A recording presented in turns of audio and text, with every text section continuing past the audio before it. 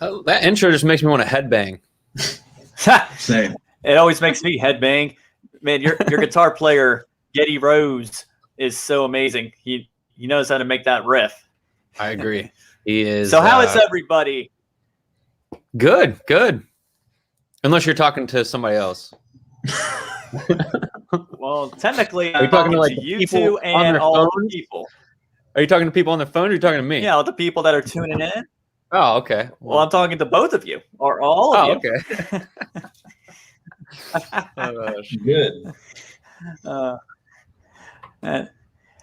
It's been a while. It's we haven't been doing this for a while, because of you guys with touring in the band of that Arena Rock Show and my podcast, Josh's podcast. Yeah. What have you guys been doing? What's been like on the road? Yeah, so we probably had to, I don't know how long it's been since we've done this last, but it's probably been a month or two. But the reason for me not being able to do it was we started working on our stage show. We built some new stuff into it, and the technology that runs the lighting now, like there's not actually somebody manually doing that. We programmed it to all of our songs, and that took a lot of time and a lot of researching and then also doing it. So like making it do what it does took a lot of time. I remember I actually spent like 4 or 5 hours on it one night and brought it to Eli or Getty Rose, and he told me, that's all wrong. You have to redo all this. So, so there was a lot of, a lot of learning curve to that, and a lot of work that went into that. But I'm really happy with how it turned out. It was, there's going to be even more that we're going to be able to do with it. It's just this is the beginning of it. So, that took a lot of time and caused me to not be able to do this as we were preparing for a couple shows. Now it's all pretty much in place to where that's what's great about it is it's saved in a file, and we literally, when we play the show, it runs with our show. So it's cool. Now we don't have to worry about someone missing a light cue or something like that. Now if it happens, it's just a computer screwing up. So, and that's also been able to free up the guys that we had doing it are now able to help out with other things during the show in case something goes wrong. And I'm sure there's plenty of things that go wrong. So it's nice to have 3 people running around back there making sure that they can fix it fast. So yeah. So that your guys' light show is amazing. It's been great. Cool. Well, thank you. It's basically all that stuff you see in the lights with that are inside the amp cabinets, and then the amp heads that we have now, and then the stairs, and then the smoke geysers that are going off. It was all programmed. So Getty Rose kind of came up with the technology and made sure that it was working, would write the programs and stuff like that. And then I would go in and put it where I want it. And then he would kind of like make sure that I did it right and revise it, and then put it all together into one show. So anybody that does lighting work or something like that, we were using. Shoot, I don't remember what the program's called. We had to pay for it, and it was expensive. But Ableton Live. Yeah, it was just the program itself was like $500. So we got that. We actually had another guy help us like write how the MIDI cues would go off, and then Getty Rose had to program everything to like set it up for each song individually to be able to be cued like that. and then I went in and pretty much did most of the songs. He did a few. He did like the he did like, if you've seen the light, I don't know if I haven't seen much video back from JD Legends, but if you see like during his solo, there's a bunch of crazy lights that should be going off. I don't know if they did or not. But in his thing, he came up with that. He came up with what you're going to see in mine. Mine didn't go off because he forgot to save the file to go off with mine. So when it was triggered, it just didn't do anything. So, like I said, there's been some learning curves. Yeah, there's been some learning curves and stuff like that. But I think we're finally getting it to where it's just like plug in and go. So yeah, that's what I've been up to. We've been up to. Well, what they say, everybody has a price. Yeah. I guess you're right. Yeah. I don't know if you saw that. But I mean, that's good. You guys are still, rocking and everything, with the light show. Yeah. It's been great. Hey, John, what have you been doing lately? Over here at the Buzz, I got my wrestling podcast, RSH. We just hit our 100th episode last week, which is pretty cool. Didn't think we'd actually do 100. So it was like literally 2 years to almost the day that we started. So we didn't miss 1 week, so that's pretty cool. We were talking before we came on. We're thinking about doing some other new shows coming up this summer. Try to maybe some news type stuff. We're trying to do shows that aren't related to one specific topic, like just sports or just rock and roll or just hockey or just football.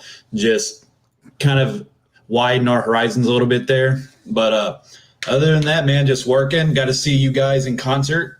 Since the last time I've seen you guys in concert at JD Legends, I told Nikki it took me 3 days to recover. The concert was a Saturday. I was sober again by Wednesday, I think. So that's good. But yeah, not much. Just going day by day. That's all we got to do. And then, of course, I'm pretty sure a lot of you guys have been seeing the interviews that I've been doing with some of the rockers from all over the place, such as Steve Austin from Heart. That was a big one. Yeah, that's cool. That was a pretty good interview too, and he gave me his phone number. I didn't even ask, but I was like, "Thanks for the phone number."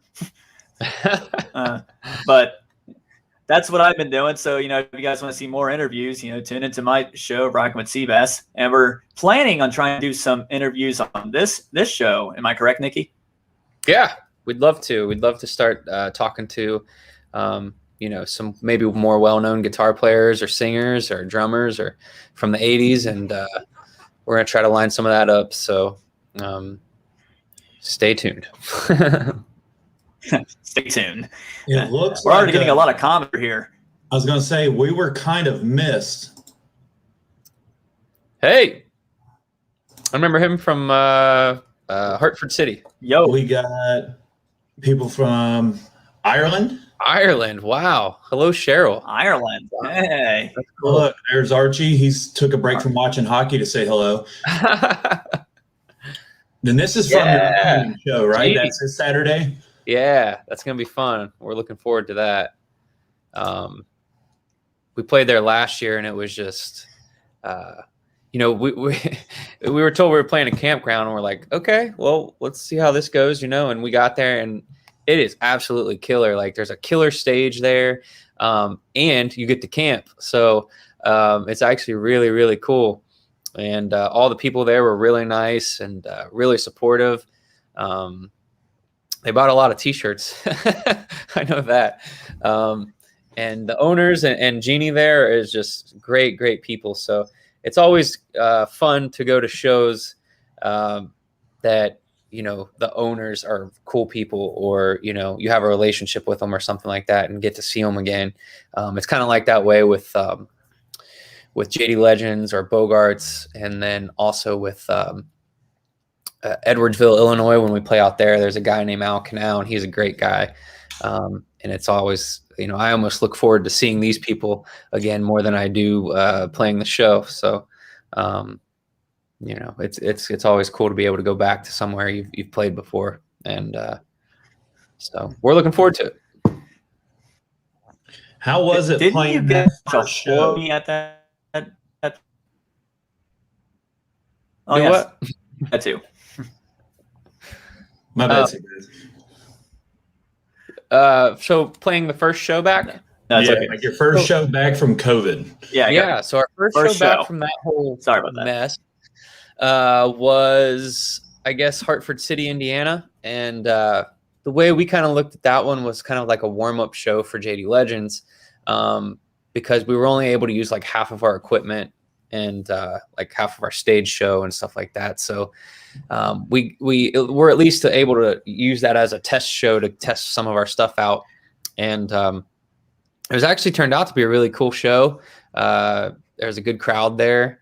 Got to meet a lot of cool people. One of the highlights to that show for me was after the show was over, this kid in a wheelchair came up and he wanted his picture with us. And it's, to me, that's crazy to think that, in general, someone wants their picture with me or the band or whatever. But like to see the joy in his face after he got a picture and a couple guitar picks and a drumstick, it was just like, this is why I do this. You know what I mean? So that was really cool. It's just the thing that I kept thinking while we were playing at JD Legends was how cool it is just to see people together again and standing side by side and smiling and happy and singing and like that. I severely miss that. You know what I mean? Like, we played a couple shows where people were, social distanced, and, when we were looking out, we could only see maybe a few people, and because they were all spread apart or whatever. But to see everyone back together again and just, happy and having a good time, it's just like therapy. You know what I mean? Like, I need that. So it was really cool. One thing I do want to talk about, Nikki, was the bus and the little interview that I just happened to have there. Yeah. First off, how'd you guys get that bus? That bus is big. Yeah. So the story goes, my drummer, Ryan Rocket, seen a guy driving down the street in a big bus, and he's crazy, man. He'll just pull over and get a hold, like go right up to someone and be like, hey, whatever. So he runs up to this guy on this bus as he's like pulling into like a gas station or something, and he's like, hey, is this bus for sale? And the guy's like, well, no, this one's not for sale, but are you in a band? And he's like, yeah, I'm in a band, and we're contemplating getting a bus. He's like, well, I'm going to give you an address or some information. So he gave him this guy's information. It was Staley Coach down in Nashville, Tennessee. So Ryan called him up and was talking to him and was kind of getting pricing and seeing what would be a possibility. So they had this bus down there that 3 accountants owned, and they used to use it to what do you call it? Tailgate. So they'd go to different sporting events and just use that as like their weekend kind of party bus kind of a thing. So he got a hold of me and he was like, hey, do you want to go down to Nashville and just go check them out? Let's see what we can do. And so I was like, yeah, absolutely. I've never been on one. I'd love to go see what that's like. So we get down there and we're checking the buses out. And well, first we went down Thursday night and got to go all hang out at a couple bars and restaurants down in Nashville, which was really cool. It was really cool because, sometimes, especially Ryan's a busy guy. So the little bit that I do get to hang out with him is at a show, and it's usually like, he's putting his clothes on and it's time to play. So I don't get a ton of time to hang out with him because he's a pretty busy guy outside the band. So we got to hang out Thursday night down in Nashville. We went over and seen where like that bomb went off, and we went down the strip. We got to go into a couple bars. What was cool down there is everything was back to normal down there. So there were no masks. Everyone was standing side by side, singing, having a good time. And that was really good to see. And we went to this candy store that's on that strip. And I think they were called, there was like these little chocolate things with nuts in them. and I think they were called like Platines or Platines or something like that. Anyways, Ryan got me hooked on those, so we ended up buying a bunch of that and snacked on it the rest of the trip.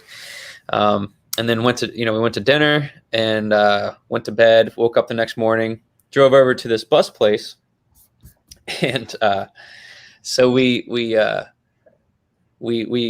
start checking out buses. And this guy's there. He's kind of like the sales guy or whatever, and he's showing us around. And he's like, "Oh, the guy that'll be driving you around for a test drive will be here in a minute." And we're like, "Okay, cool," So we see this guy pull up. He's an older gentleman, and he comes up. I probably shouldn't say what he said, but he comes up and makes a funny remark, and we're like, "Who the hell is this guy? Like, this guy's got to be, like, what, did they just hire this random guy to drive their buses around for people? Like, who is this guy? He's a crazy old man." And so he takes us out for a drive or whatever, and he's just cracking us up with some of the things. But then he starts to tell us he started telling us about like what he used to do for a living. So he was like, I think what he said was, my first tour, I used to drive. He used to drive artists. So he was like, yeah, my first tour, I did the 1979 Highway to Hell tour. I'm like, what? You did what? He's like, oh yeah, I drove AC/DC. That was my first band that I drove. I'm like, are you kidding me? Awesome. And we got to chat about like Bon Scott. He was telling us the story. See, we need to have him on our show. This dude had so many stories, and that whole trip was worth his stories more than anything. But the bus was pretty cool too.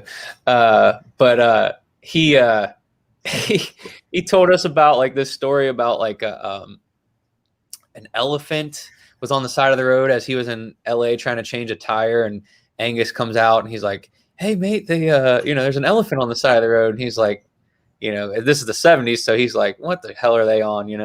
So he's like, shut up. And change the tire. Malcolm comes out and he's like, hey, there's an elephant on the side of the road. He's like, man, what the hell is wrong with these guys? So, a few minutes later, Bond comes out and he's like, hey, did you see that elephant on the road? So he gets done. He puts the tire down or whatever, and he looks over, and literally there was an elephant on the side of the road. I guess what happened was there was a spot where there's a bunch of people blowing tires, and I guess a circus was either coming to town or leaving town.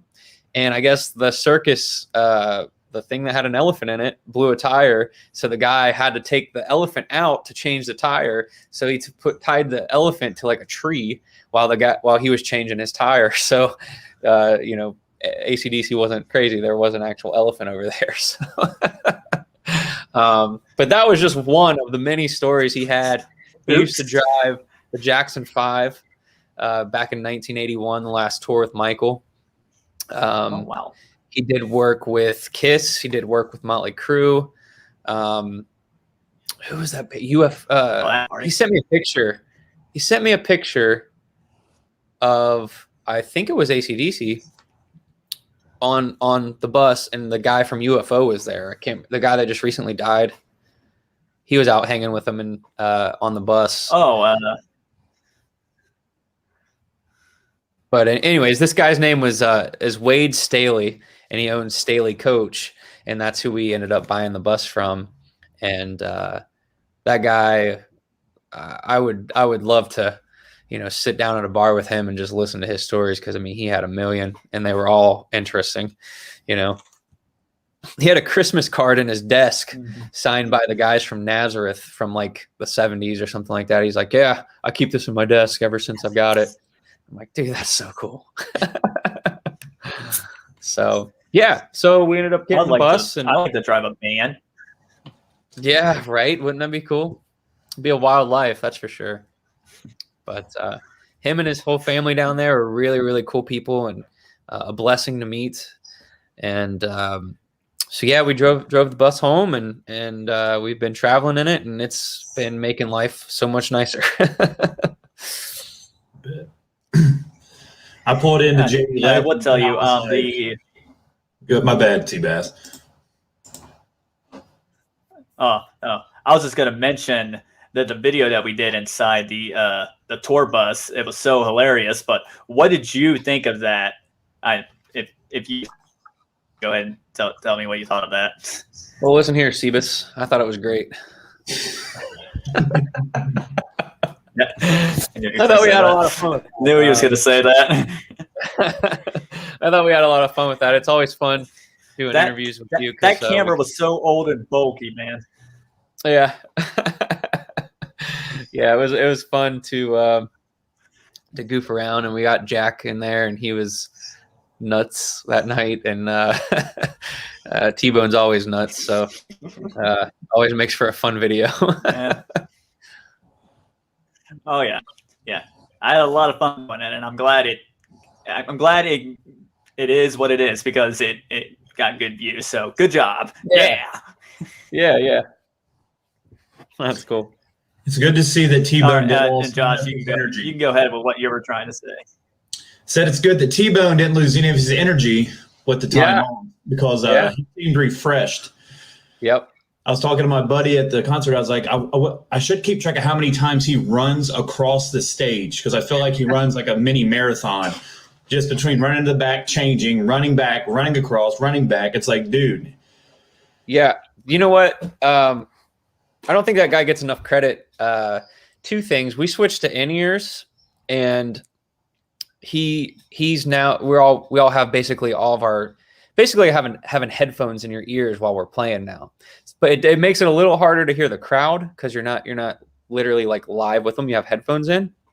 You can still hear them, but it's different. But anyways, you can hear yourself a lot better. And I've always thought T-Bone's a great singer, but I think with these in-ear monitors, he's amazing. So I think he's doing great. The songs he has to sing for a 2-hour set, and his voice still holds up. Like, we can do 2 shows in a row. We could probably do 3 shows in a row. We're going to test that theory here soon. But that's not easy. That's not easy to run back and forth and changing outfits and being able to sing the types of songs he sings. There's some bands that have to have multiple singers for that. And we have one. So we're blessed for that. And, he's the other thing I love about this entire band is everyone's just a good person, and they're humble people, and they're not arrogant, or they're not, we might act that way on a video just for fun, just to make people laugh. But everyone's good people in this band. So I like I said, I don't think he gets enough credit, and I don't know if people understand what that takes for him to be able to do that. It takes a lot. So kudos to him. And his mom Wanda for helping. Says that changing can be interesting sometimes. And Wanda for helping him through all that. So that's another thing. We have some amazing people that help our band out. So we have Greg, we call him Gory. He used to do our lighting. Now he's kind of like being our muscle. So before the show, we have all that staging set up, all the amps and stuff like that. Him and a guy that we have working with us now named John are both setting all that up. While that's happening, my father-in-law, actually, his name is Mitch. He's now setting up all of the lights, making sure that it's all plugged in correctly, making sure it's all wired right, making sure the geysers are all plugged in, making sure it has fluid in it, making sure it has, the cold spark machines have, dust in it, which it really allows for us to be able to focus on getting our instrument, because we used to do all this. We had one helper, sometimes 2, sometimes 3, but consistently we didn't have that all the time. So now we have 3 dedicated people that are going to every show, doing all that kind of stuff for us, which allows us a little bit more free time, and it allows us a little less stress to where we can really focus on making sure the show's good. So we've got them 3. Wanda helps with changes. Cynthia and Maya are the girls dancing at the beginning of the show and come out and do the skits. And we've got Kelly, who does our merch, and she just kills it. We couldn't have asked for a better merch girl. And so we're very thankful that we have her and that she's willing to do all this and do all the traveling and all that kind of stuff. Denise said it takes a village. It really does. There's a lot that goes into our shows. It's about an hour and a half, 2 hours, setup. And then, it's kind of the same thing on the way out. So like we put on a show, and then after it's over, it's about a 2 hour wrap up. We have to, those guys have to go back to work and clean all that up, and we do help them, but they do a majority of it. And we also have Captain Kurt, who is now our bus driver. So he's got some amazing skills when it comes to parking a bus. And, he's we're very thankful to have him. And what his role is going to be is like after we play shows, he's going to drive us home while we sleep. So we'll wake up and be home. And Greg's on here. Greg used to work with us. He knows that it's a lot of work. He used to do a lot of working with us and out of town and stuff like that. He used to drive the van for us, which was a huge help. So he knows that it's a lot of work, but yeah. So we're very blessed to have the people we have working with us, and I'm glad that we're back out and hoping to turn this thing into something even bigger than it is. So yeah, I don't know where we're going with this. I don't even know if there's a question, but I just started rambling. Well, here's one question. Chandler here has asked where you guys find a replica of Eddie Van Halen's guitar. Oh, I want to say he got it online somewhere. You'd have to ask him. I think it was pretty cheap because I don't think it's not like the maybe it is. Like I said, you might want to talk to him. He makes it sound pretty damn good. I'll tell you that. Maybe it's Eddie Van Halen's real guitar. Maybe Getty got it from him. I don't know. So yeah, nothing like working at a guitar show. Yeah. In fact, speaking of Getty, that opening show that he did, wow, he performed some songs album. A little bit lost about that experience because it was cool for us to watch. It was cool for me to watch. Yeah, so he's been working on his own music for a long time, probably ever since I've known him. And he kept telling me, I'm going to record this album. I'm going to record this album. And he was working on it, always working on it, and finally got it done. And I went up to his house for a rehearsal once, and he played me some clips from him. I'm like, damn, dude, this is really good.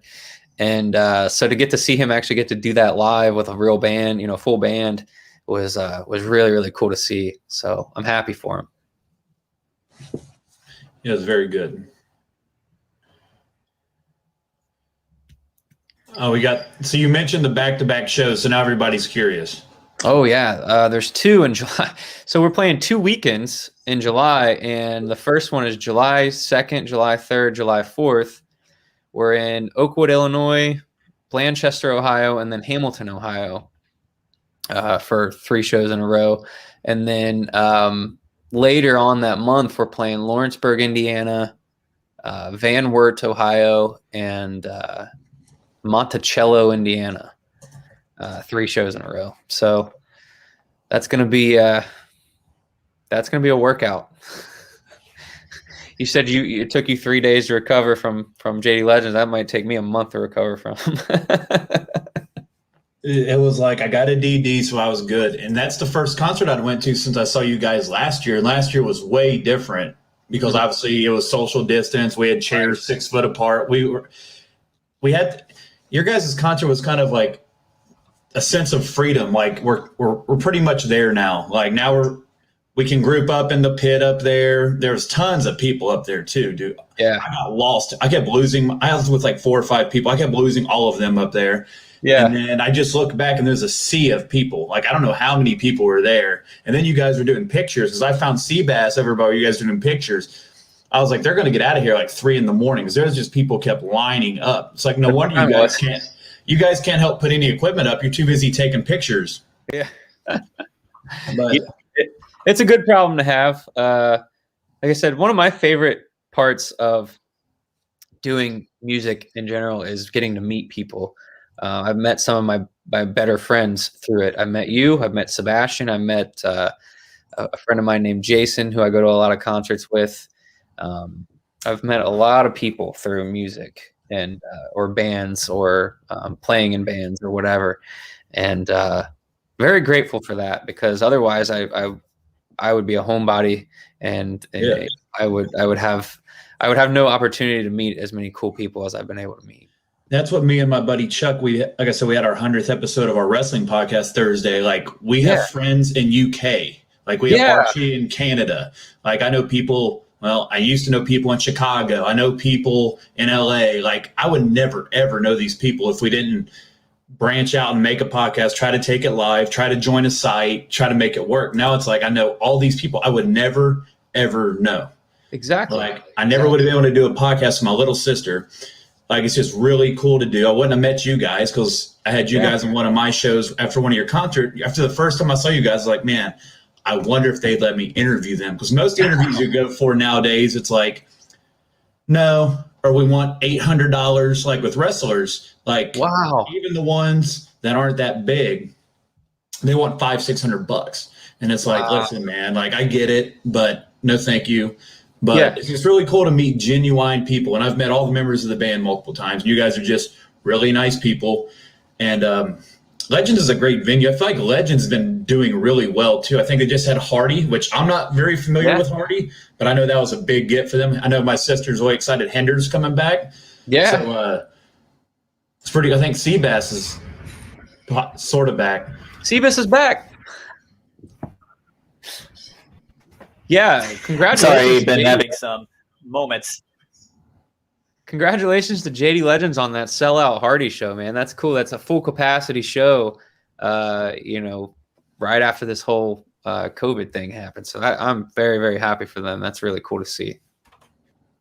You guys, I felt like it was much better you guys being back outside. Yeah, absolutely. I'll tell you, as a fan, the indoor show was, it was a great show. But, man, it was so nice to be back outside. Even though I'm not the biggest fan of sand because on my shoes I take good care of, and I'm like, which ones do I ruin tonight? But it was a great show. It was nice to be outside. Like I said, that sense of freedom's back. So yeah, I'm definitely going to catch you guys. Hopefully they bring you guys back at some point this year again.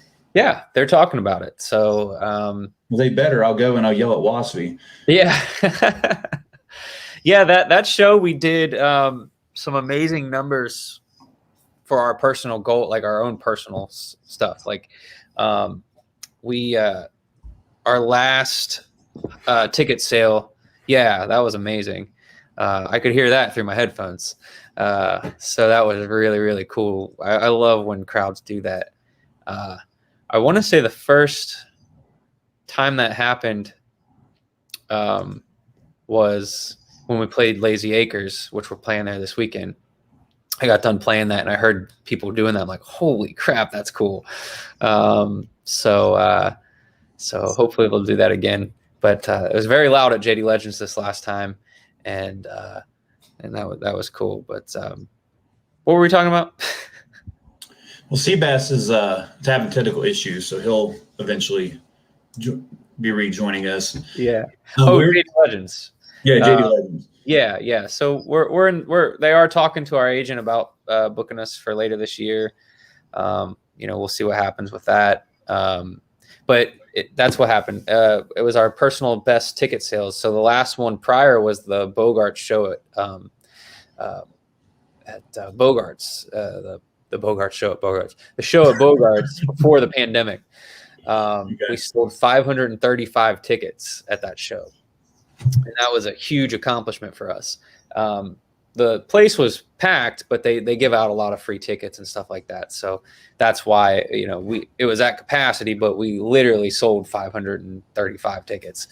So JD Legends, this last one, they sold 564 tickets. So that was, you know, that was very, very cool to see that, you know, people didn't forget about us, and people, you know, still want to come out and celebrate that rock and roll music with us, and did it in a big way, because that's like I said, the last record we had was that big show we did before the pandemic, and this was technically a better business show. And then our merch, we broke a merch record that night. Sold 81 t-shirts or something crazy like that. Yeah, and my sister was working that night, and she was like, I gotta try not to run into people trying to buy, because she's running food, and she's like, the merch stand was busy. I felt like all night long. So like I look up and I see her dodging people, and I'm like, man, there was, because at the end of the show the merch stand was pretty damn packed too, and I was like, all right. But yeah, it felt like it was you could sense the mood at that place that night was just, it was a very, like, I don't know how to really describe, like, I got goosebumps and I was just in the crowd. Like certain songs were like T-Bone would like just put the mic up and he'd just stop singing and the crowd would sing. It's like little things like that. It's like, we survived COVID. Like, thank God it's over. And people without masks, I was over the mask thing a few months, and I understand it, but it was just nice to kind of find the end, and I think we're there, and I'm glad for it. So. Yeah, agree 100%. Agree 100%. Now I'll ask you this: I know you got the show this, so you still have tickets. How does this show this weekend work? I know it's at a campground. Do you guys sell tickets for this, or is it different? So I think you call the place up if you want to reserve like a campsite for the night or for the weekend or whatever, and you can do that. Or you can just come to the show, and I think it's like $20. So you can bring your own beer, you know, bring your own food, whatever you want to do, and just come out, hang out. It's such a relaxed environment, you know. It's stand wherever you want, and you know, we're actually going to be camping. We'll be glamping, as we'll be you know, staying on the bus or whatever. But we're going to stay the night and hang out, and maybe crash a couple bonfires, and you know, that's going to be a lot of fun, and we're really looking forward to it. How far is that from Franklin? 2.5, maybe. 2.5 hours. Okay. Mm-hmm. That's not too terrible. I'm over here trying to use Google Maps on the computer, and I'm losing my touch here. But yeah, okay. I haven't been camping since I was a little kid. I saw it because I see you guys are in different spots in Ohio. Yeah, we did it last year. We went up the night before, and got some campsites with some friends of ours, and watched some movies, and made hot dogs, and did the whole thing, and stayed in a tent, and it was really cool. You know, it was a lot of fun. I haven't done that in a long, long time. We took our dogs up there with us, and it was a lot of fun. And then we played the show and went back, had a campfire, had, you know, hot dogs, and went to bed. And but yeah, this time we're only gonna be able to go up Saturday morning and hopefully spend the night. I believe we're spending the night, but and then so it'll be a lot of fun. And Archie asked me this all the time. Once the borders reopen, so Canada's never going to reopen. They've been shut down like 15 times. I feel like every other day Archie's like, we're shut down again. But are you guys considering ever doing a show in Canada, perhaps Niagara Falls area, since it's just over the border of Buffalo? I would love to. My passport just expired, so I need to update it. But yeah, absolutely. I would love to play Canada. I want to play everywhere, man. Especially now that we have this bus, and that makes life a lot easier. Like, I literally want to play everywhere. You ever had a venue that you're like, man, this is the place I want to play, or a couple of them? Oh, sure. You know, when we started out, my first goal was to headline Bogarts and hit capacity, and we actually got to do that. So that was really cool. But there's plenty of venues across, you know, America, or even just around. close to us that I would love to play. There's the Vogue over in Indianapolis, Indiana. I'd love to play there. I love playing like Mercury Ballroom down in Louisville. That was a killer venue. Cleveland House of Blues, that was amazing. And you know, I know it's a far-fetched idea, but maybe not. I want us to play an arena one day. I think that would be really cool. That might be far away from now, but you know, I think that it's a cool goal to have, is to, even if it's a half arena, you know, if I don't give a crap if there's 10 people there, just the idea that we actually play an arena would be really cool. But yeah, it's like nothing's far-fetched. Like me and for our wrestling show, we're always talking about what would we like to accomplish. First goal was go live. It took us 50 episodes. We've successfully mastered going live now. And then we're like, let's hit 100 episodes. Let's sort of build a base. We have a base. It's a small one, but it's a loyal base. Now it's like we'd like to play a live show at like a Legends, at like anywhere, like Sparky's. That'd be a nice little venue up here in West Carrollton where I live. Something like that. So I think you guys can get to an arena one day. I don't think anything like that is out of reach anymore, just especially as you guys progress. Since I first know you guys, it's light and day since the first time I seen you guys. Like every day, every time you throw a couple of new songs. The last show, I was like, damn it, they're not going to do Thunderstruck. And then you guys dropped it, and I was like, thank God, because it's still my favorite one. You dropped it kind of at the end. I think Seabass has returned. Sorry about that, guys. But I'm back. You better be. Okay? Yeah. Okay. You got to love technology sometimes. I was having having very bad connection issues. It's all right. All right. So what were you guys talking about? On the road again? Yeah, I think we were talking about JD Legends a little bit. We talked about what you were saying about Thunderstruck. Yeah, there's certain songs that I think are songs that we do really well, so it's hard to take them out. So if you come to see us a lot, you're like, oh, they're playing that again. Well, we think that that's one that a lot of people like, and you know, whatever. So there's going to be some that stick around, but we also try to mix it up so that like when you come, it's not the same thing every time. You know, the way we put on a show, I think also helps with it not being the same thing every time. But adding in a song or two here or there gives people, you know, a chance to have something fresh. You know? Yeah, that was a couple of people I went with. They come to pretty much all the concerts you got. Every time you're at Legends, we all go as a group. And they didn't come to the New Year's one, so that was the first time they saw your acoustic. Oh, cool. Yeah. That was pretty mind-blowing for them. They're like, wait, they're like shaking me because, you know, we all had a few Bud Lights. Like, why didn't you tell us they were acoustic? I was like, I don't have it all memorized. Like, hey, it's a good surprise. You guys do the acoustic very well. I was like, you should have came on New Year's. Yeah, yeah. Yeah, we were able to do that whole little thing out in the crowd on New Year's.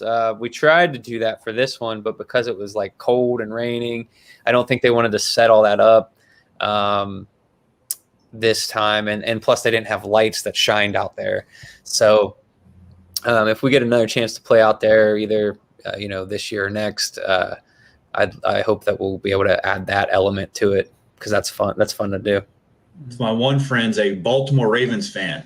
And when you guys play Welcome to the Jungle, she's over there singing. And I'm like, you realize that's the Bengals song, right? And she's like, shut the hell up. And I was like, I'm just saying, like, so it's pretty funny. You guys crushed that song. Like, it's not one of, I root for the Bengals, but I mean, they'll win sometime in the next 100 years. But maybe you even get like the Pittsburgh and Ravens fans singing the freaking Bengals national anthem. It's pretty cool. Yeah, I feel like that's one of the better songs too.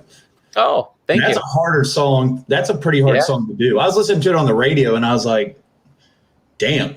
Yeah. Like, that's a lot of, you guys cover a lot of difficult songs. For a singer, absolutely. Warzone is like, I don't know. That's why I said his energy. Like, I don't know how he keeps it up. And then after the show, you see like a streak and that's him running around still. It's like, nonstop. Oh, yeah, you should get on the bus with him afterwards. He's nonstop on there too. I got to check out the bus. I pulled in the parking lot and I think I texted you and I was like, what the hell? I was like, who the hell's here? Yeah. Like, I feel like the president's here. I was like, well, whose bus is this? And then he was like, it's ours. And I was like, holy shit. It took up the whole side of the parking lot. I was like, Yeah. There's one song that you guys do that I like. It's called Smooth Up In Ya. And that's a pretty impressive song that you guys are able to pull off really well. In fact, T-Bone's vocals go really well with that. He kills that. Yeah. He's all those 80s, songs that like have that gritty, bluesy, raspy voice like Cinderella or, AC/DC or any of that kind of vibe. Like he just murders that stuff, man. It's just, I'm always impressed. So, Smooth Up In Ya is, I love it. We were trying to throw people a bone with that one because we have a lot of people that'll say like, oh man, you guys got to play, something a little more obscure, play something a little bit, different than the main hits. And so we found that one and we're like, this could be fun, and so we try to throw a bone here and there when we can. Some shows we won't be able to, but every once in a while we try to throw something a little off the wall for the diehard 80s rock fans. And it seems here, Chandler here, this is a question you probably get quite a bit here, Nikki, but he asked, how did you find T-Bone? Good question. Good question. So I was playing in another band and I started to kind of get the idea to put together an 80s rock tribute band. I knew plenty of musicians. I didn't know very many singers. So for me to start something from scratch, I kind of needed to find a singer, or it would have just been hard to put together. So I kind of, I'd been kind of had my eyes open or whatever. And somebody tagged me in a video that he sang some karaoke at JD Legends, I think. And I watched it and I was like, who the hell is this kid? So he ended up showing up at one of our shows, the other band I was in, and I got to meet him. And then I started creeping on his Facebook page, like, a guy would a girl or something. And I've seen all these videos of him singing like all these songs that I love, and it was all 80s rock and stuff like that. And so I asked him, I was like, hey man, would you have any interest in coming over and, jamming? Which was my way of saying, hey, you want to come over and start a band? And so he did, and it went really well. And, here we are. So there you are. Yeah.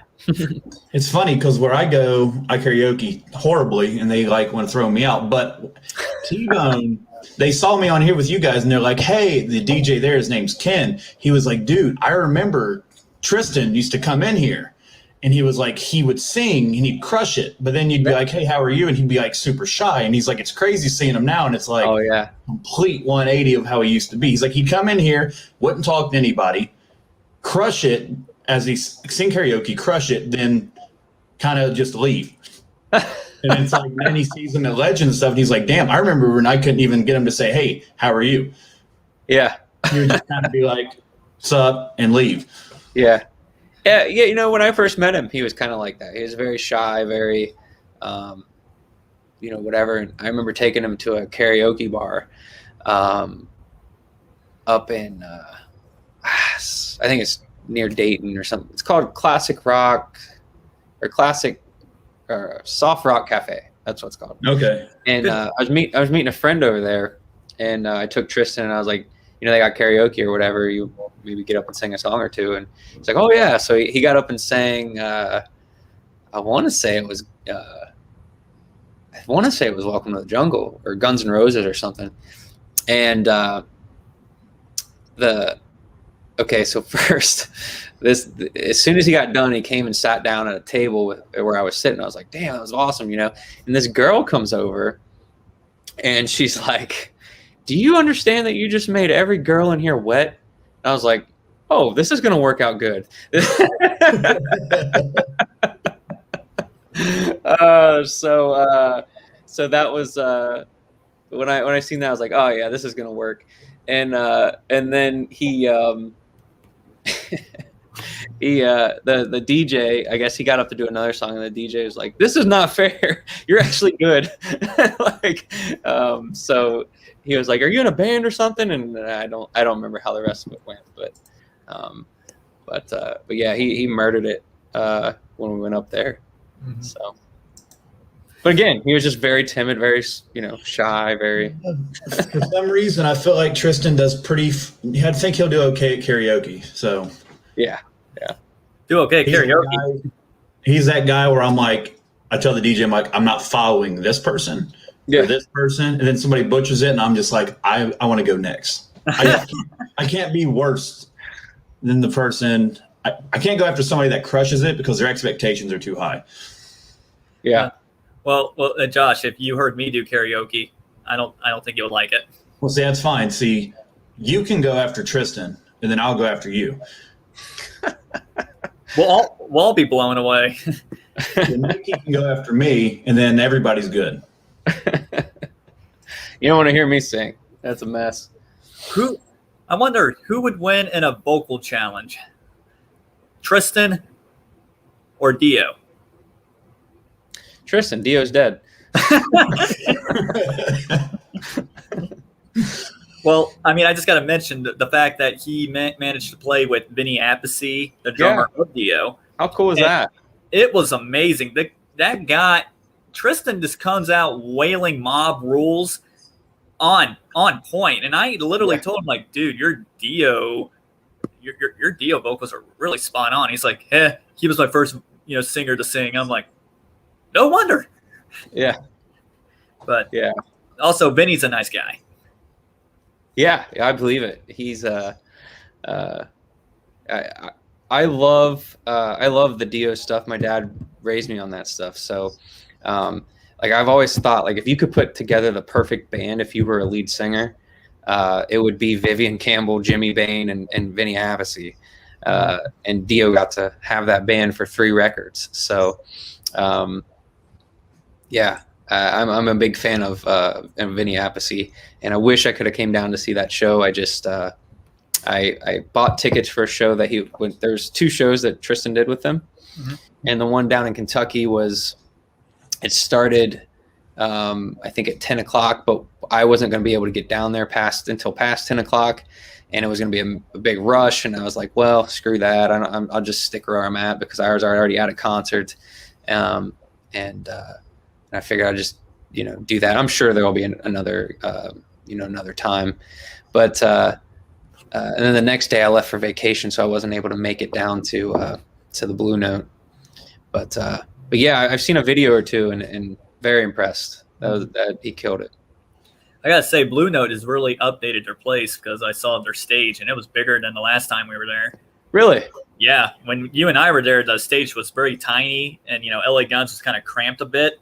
Mm-hmm. They still killed it, of course, but when I came back, I was expecting the same stage, and then I saw this stage, and I'm thinking, oh, they made the stage bigger. Yeah. Huh. Yeah, well, that's cool. Yeah, and of course, me and my friend got lost again going there. It was the last time you got yelled at by someone going into McDonald's or something. Oh, because I ran a red light accidentally or something. Yeah, I remember running it, and he told me I was going to call the police on me. I was like, yeah. What? What did I do? Yeah, good stuff. Yes, good times too. And LA Guns, they did a great job doing that show. Mm-hmm. Oh yeah. I loved that show. That was great. Do you think you guys will ever perform there at Blue Note? I don't know. There's the way the music industry, business, whatever you want to call it, works, especially when it comes to booking shows, is to play this venue, you pretty much can't play this venue, right? Or it becomes an issue.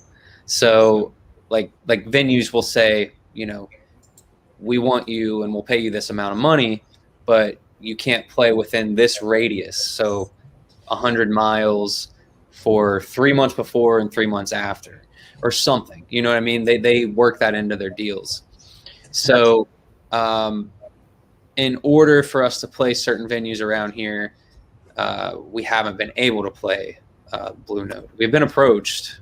It's been talked about, but like I said, to do certain things, sometimes you can't do others, which kind of sucks.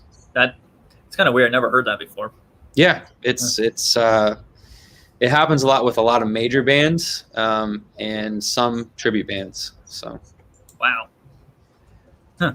I guess I got a lot to learn about the music industry, the way that works. Yeah, but I'd still like to see you guys at Blue Note. That would be great. Sure. Yeah. Cool place. Maybe, from what I remember. Maybe I'll launch a complaint. You better let these guys play, or I will not come back. Yeah. I don't know if it'll work, but I'll try. You can try. Yeah, you can try. Oh man. Well, I don't know what else there is to talk about. I mean, we practically settled out everything of what you guys are going to do. I mean, is there any big plans you're going to do in the future?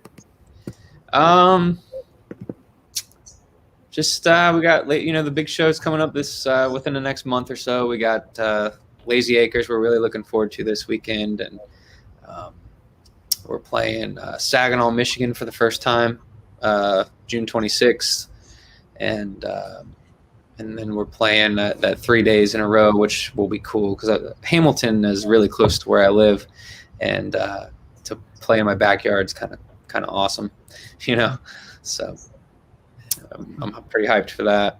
But we got a busy summer. We're working on some more stuff out of town and in town as well, and so we're excited and always trying to come up with new ideas to keep everyone entertained. So always. Also, Chandler's been asking some good questions here. But he asked you, certainly, Nikki. He was wondering, what did you think of his 21 questions video? I've seen that. That was really cool, man. That was really cool. I think he was like doing something at his school, and they had to guess what band he saw over the weekend or something like that, and they ended up guessing us because he was wearing our T-shirt, and someone guessed it. But that was really cool. And I seen he posted a video today saying he might come out to Van Wert, Ohio. So very cool. That'll be a fun one. Yeah. What's the next show? Actually, I think you mentioned it, but our next it's this Saturday up at Lazy Acres. That's right. Okay, you did mention that. Yeah. It's a unique experience if you come, because like I said, we're crashing somebody's bonfire after it's over. So, are you guys gonna watch a horror movie? Maybe. We did last time, but this time we're gonna be on a golf cart. If you come to the show and you have a bonfire and you see some crazy hoodlums on a golf cart with long hair, well, just invite us over. Okay. Give us your hot dogs. I'll bring a camera over and just say, s'mores. It's like, we got some crazy hoodlums over here. I'm going to follow them. Hey, guys, how you doing? And then you guys are like, get out of here. Yeah. Give us your hot dogs. Yeah. Well, Josh, is there anything you want to say or have? No. Just glad to be back on with you guys. Keep killing it. Yeah. And you guys are crushing it everywhere you go. I'm going to see what I can do about Saturday, honestly. I've been so busy, I haven't been paying attention to just with work and everything. I have to check it out. Yeah. I haven't been kidding since I was like 9 years old. Dude, it's a blast. It's a blast. That's kind of probably where I was last year. And since there were very few shows on the calendar last year due to COVID, I talked to my wife. I said, hey, what did you think about going up like the night before and just like hanging out and taking the dogs and just, making an event, a weekend out of it. And that's what we did. And it was a lot of fun. So if you come, I think you'll have some fun. It'll definitely be fun. That's for sure. Mm-hmm. Well, guys, it's been a pleasure. It's great to be back on here. And I apologize for my technical difficulties. It'll never happen again. I don't believe you. It'll probably happen. Technology sucks. But anyway, guys, I'll see you all later. All right, guys. Seabass, take care and keep rocking. All right. You know where you